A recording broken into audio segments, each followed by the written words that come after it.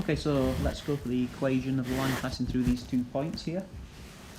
And then the final answer is in this particular form. It doesn't really matter about that because you're going to stick to what you know best, which is either y equals mx plus c or y minus y1 into m of x minus x1.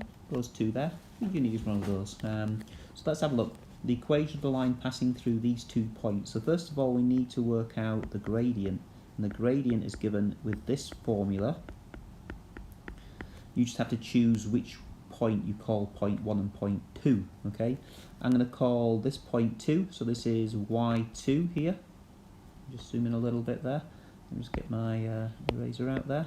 Wasn't very good. I'm going to call this y2, and this will be x2, this will be x1 and y1. Okay, so I'm going to do it that way around. So let's just go substitute the numbers in the right place. M equals y2 minus y1 over x2 minus x1.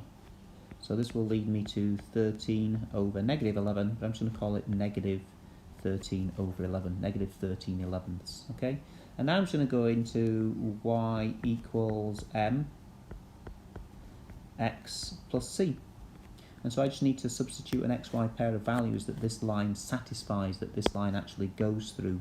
So this particular line goes through all the points obeying this rule, and I'm going to choose this particular point because it doesn't have any negatives.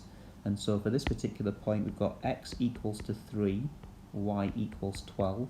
So we just go and substitute these in place, and then out pops the c. So 12 equals to negative 13 elevenths times by x plus c.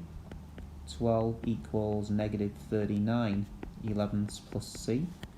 So therefore 12 plus 39 elevenths equals to c. And then it's absolutely fine here to go and grab your calculator and get it out. I mean, you can try and do this in your head, okay? But I'm just showing you how long it takes on the calculator. So I'm just getting my calculator out on my laptop, or you can just get out your calculator and do it by hand, basically.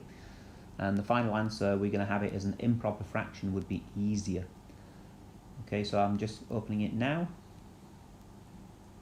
and I'm typing in 12 plus, then I'm opening up the fraction button, and that's 39 over 11. And when I press enter, my calculator gives it me as an improper fraction, which is great, because now we just write down an equation, y equals m x plus c. But now it wants in the form ax plus by equals to d. This is called the general form of the straight line. Okay, the general form. You've got the slope intercept, y equals mx plus c, or just, y equals mx plus c, and now you've got this general form. So we need to play around with this a little bit. So we're going to take the y equals negative 13x over 11 plus 171 over 11, and the magic trick is to multiply both sides by 11. So I'll have 11 times y here, and I'll have negative 13x over 11 times 11 plus 171 over 11 times 11. And the point is that the 11s cancel out. We cancel the common denominator there. Okay, so we have 11y here equals negative 13x plus 171. If I add 13x to both sides, I've got 13x plus 11y equals to 171. And now I've got it in the form of what the question asks me about, ax plus by equals d.